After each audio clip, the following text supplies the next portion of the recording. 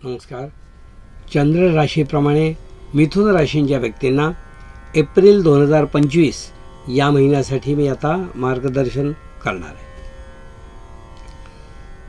हा महिना जो आहे तो मिथुन राशींच्या व्यक्तींना संमिश्र असा महिना म्हणता येईल. म्हणजे काही चांगले अनुभव, काही वाईट अनुभव, त्याचप्रमाणे काही चांगल्या गोष्टीचा अवलंब, काही गोष्टी आपल्याकडून आळस घडल्यामुळे काही गोष्टी आचरणात न येणे, असा संमिश्र हा महिना असं दिसून येतं.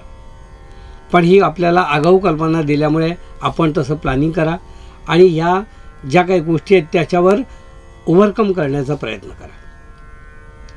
मिथुन राशींच्या व्यक्तींना मी असं सांगू इच्छितो की या महिन्यामध्ये आपल्या योजना 100% अंमलात येणं कठीण दिसत आहे.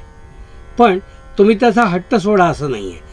ज्या स्टेजपर्यंत जाऊ शकतात तिथपर्यंत जरी नेण्याचा प्रयत्न करा.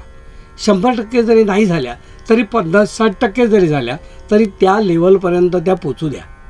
त्यामध्ये निराश होऊ नका की ही गोष्ट नाही पूर्ण झाली. त्यापेक्षा असा विचार करा ही 60% पूर्ण झाली. ह्याचा एक वेगळा आनंद तुम्हाला मिळेल आणि दुःख कमी होईल. तर म्हणून मिथुन राशींच्या व्यक्तींनी या महिन्यामध्ये असा अवलंब करा की जेणेकरून आज या महिन्यात जे घडलं, जितकं घडलं ते चांगलं घडलं असा प्रयत्न करा. म्हणजे तुम्हाला खूप दुःख होणार नाही. मिथुन राशीच्या व्यक्तींना मी असं सांगू इच्छितो की या महिन्यामध्ये ज्यांना गुडघ्याचे रोग आहेत, गुडघा, मांड्या, पाय असे ज्यांना दुखतात त्यांनी थोडंसं त्याच्याकडे लक्ष देण्याची गरज आहे. कारण कधीकधी छोट्या गोष्टीतनं मोठ्या गोष्टी आकार घेत असतात किंवा होत असतात. तर ज्यांना याबद्दल थोडीशी चुणूक आहे किंवा जाणीव आहे त्यांनी त्याकडे योग्य लक्ष द्या की जेणेकरून याचं मोठं काही पुढे उद्भवणार नाही. हे जर तुम्ही आत्ताच लक्षात घेतलं आणि योग्य उपाययोजना केलीत तर ते गंभीर होण्याऐवजी प्राथमिक स्वरूपातच त्याच्यावर उपाययोजना होईल आणि तो त्रास कमी होईल.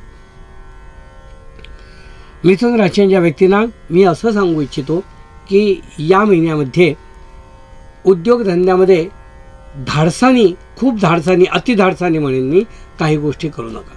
ज्यांचे स्वतःचे उद्योग आहेत की ज्यांचे बिझनेस आहेत त्यांनी कधीकधी ओव्हर कॉन्फिडन्समध्ये काही गोष्टी केल्या जातात त्या टाळा. कारण तिथे हात दाखवून अवलक्षण अशी वेळ येईल. आपला हंतरून पाहून पाय पसरावेत हे जी म्हण आहे ती या ठिकाणी योग्य आहे. जेवढं आपलं कुवत आहे तेवढंच काम करा, बाकीचं थांबवा त्या ठिकाणी, असं मी मुद्दाम तुम्हाला सांगतो आहे. कारण पैसे अडकतील आणि पैसे अडकले की ते बाहेर निघणं मुश्किल असतं. त्याला खूप वेळ लागतो आणि ते जेव्हा मिळायला हवेत तेव्हा मिळाले नाही तर ते पैसे असून काही उपयोग नाही. म्हणून तुम्ही थोडंसं आजूबाजूची परिस्थिती बघून गुंतवणूक करत चला आपल्या उद्योगामध्ये आणि उद्योग वाढवायचा प्रयत्न करा. मिथुन राशीच्या व्यक्तींना मी असं सांगू इच्छितो की या महिन्यात उत्तरार्धामध्ये साधारणपणे आपण केलेल्या कामाचं चीज होईल. म्हणजे त्याची वाहवा होईल. त्याप्रमाणे तुमचं नाव पुढच्या पोझिशनसाठी किंवा प्रमोशनसाठी रेकमेंड केलं जाईल. अशा अनेक गोष्टी या महिन्यामध्ये उत्तरार्धात दिसून येत आहेत.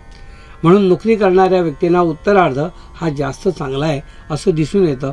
पूर्वार्धामध्ये खूप मेहनत करावी लागेल. आपल्याला प्रूव्ह करण्यासाठी काही गोष्टी कराव्या लागतील तर त्या तुम्ही अवश्य करा. कारण त्याचा फायदा उत्तरार्धात तुम्हाला दिसून येईल. मिथुन राशीच्या व्यक्तींना मी असं सांगू इच्छितो की या महिन्यामध्ये मोठी मोठी लोन काढणं किंवा जास्त टक्क्यांनी इंटरेस्ट देऊन लोन काढणं कामासाठी अशा गोष्टी करू नका. कारण त्यामध्ये तुमच्या शब्दाला किंमत राहणार नाही आणि तुम्ही फसल्यासारखं होईल. तर अतिशय साहस, अतिसाहस असं या महिन्यात तुम्ही करू नका.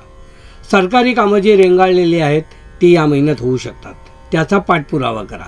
काही लायसन्स मिळवणे किंवा परवानग्या मिळवणे सरकारी ऑफिसमधून, तर त्याचा पाठपुरावा करा आणि त्या परवानग्या ज्या घ्यायच्यात कामासाठी त्या जास्तीत जास्त आणण्याचा प्रयत्न करा.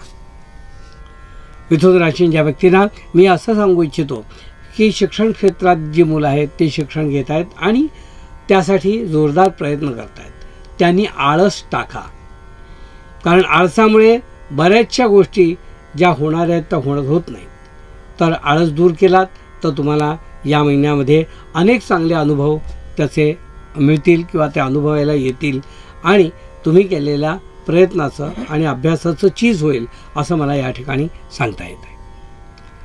मिथुन राशीच्या व्यक्तींना मी असं सांगू इच्छितो की या महिन्यामध्ये आपले विचार आणि कुटुंबातील व्यक्तींचे विचार ही एकवाक्यता होईल अशी शाश्वती देता येत नाही.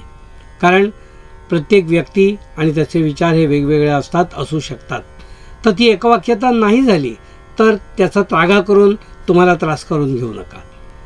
त्याला काही काळापुरतं दूर ठेवा त्या विचारांना आणि तो मुद्दा बाजूला ठेवून बाकीच्या मुद्द्यावर तुम्ही डिस्कस करा किंवा एकवाक्यता आणता येण्याचा प्रयत्न करा.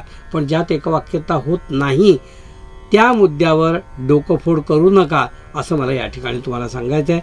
त्यामध्ये वेळ आणि आरोग्य दोन्ही अनाठायी खर्च होईल. मिथुन राशीच्या व्यक्तींना मी असं सांगू इच्छितो की या महिन्यामध्ये काही प्रकारची विशिष्ट वस्तूंची खरेदी जी महागडी आहे तर ती वस्तूंची खरेदी या महिन्यात होऊ शकते. ती खरेदी अशी असते की आपलं एक स्वप्न असतं, त्या स्वप्नांची खरेदी असं म्हणता येईल. तर ती या स्वप्नांची खरेदी काही विशिष्ट दागिना घेणे किंवा विशिष्ट काहीतरी टूर किंवा असं काही ऑर्गनाईज करून तिथे आपण प्रत्यक्ष जाणे अशा काही गोष्टी या महिन्यात दिसून येतात. तर त्याप्रमाणे त्या खर्च तुमचा होईल. त्याबद्दल काही शंका किंवा दुःख पण बाळगू नका. ते खर्च झालेला तरी त्यातून एक आनंद आहे, तो आनंद मिळवण्याचा तुम्ही प्रयत्न करा. मिथुन राशीच्या व्यक्तींना मी असं सांगू इच्छितो की या महिन्यामध्ये आपलं उत्पन्न जे आहे ते साधारणपणे आपली गरज आणि मिळालेलं उत्पन्न याचा ताळमेळ बसेल. खूप काही सेविंग या महिन्यात होणार नाहीत असं दिसतं आहे, पण नाही झालं तरी चालेल. गरजेला जेवढे पाहिजेत तेवढे आपल्याला मिळणार आहे, तेवढं निश्चित. आणि तेवढे मिळाले तरी तुम्ही आनंदी राहा आणि त्याप्रमाणे त्याचा योग्य विनियोग त्या पैशाचा करून घ्या. आणि मोठी मोठी इन्व्हेस्टमेंट करण्याचा प्रयत्न या महिन्यात करू नका, कारण तुमच्या हातात तेवढे पैसे जटणार नाही. त्यासाठी कर्ज घेणं वगैरे असं काही तुम्ही प्लॅनिंग करू नका असं मला या ठिकाणी सांगायचं आहे. मिथुन राशीच्या व्यक्तींना मी असं सांगू इच्छितो की या महिन्यामध्ये साधारण आपल्याला आपल्यापेक्षा कमी दर्जाचे जे लोक आहेत त्यांच्याशी भांडणं किंवा त्यांना तू कसा चूक आहे आणि मी कसा बरोबर आहे हे सांगण्याचा प्रयत्न करू नका. कारण त्याचा काही फायदा होणार नाही आणि मनस्ताप मात्र तुम्हाला होईल. कोर्ट कचेरी किंवा अशा ठिकाणी हवं तेवढं यश या महिन्यात दिसत नाही आहे. त्यामुळे आपण स्वतःहून कोणावर दावा लावणे किंवा कोर्टामध्ये काहीतरी प्रकरण काढणे अशा गोष्टी करू नका. हे होतं मिथुन राशीच्या व्यक्तींना मार्गदर्शन.